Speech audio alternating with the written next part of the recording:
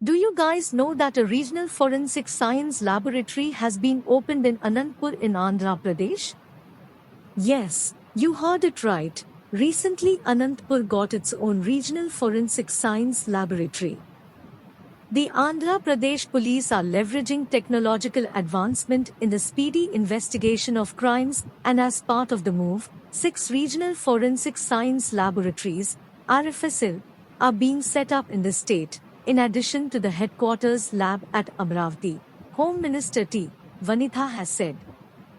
The Home Minister, along with Director General of Police, DGP, KV Rajendranath Reddy, inaugurated the 2-storied forensic laboratory, which was set up at a cost of 1.20 crore rupees at the Anantapur Police Training Centre on Sunday, 31st July.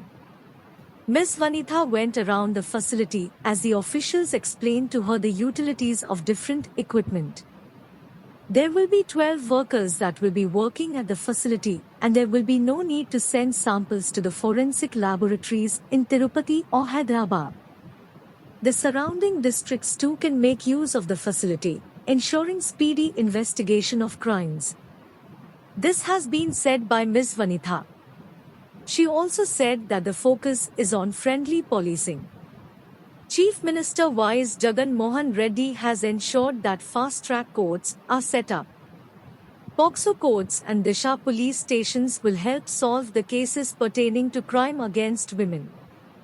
Speaking on the occasion, Mr. Rajendranath Reddy also said that the facility would get gas chromatography and spectroscopy soon. A regional forensic laboratory will be set up in Rajmahendrapuram, for which sanction has been received, he also said. The DGP said the lab at Anantapur PTC facility can handle 13,000 samples. To know more about different news, updates and videos, do subscribe to our YouTube channel and also follow our social media handles. Thank you, everyone.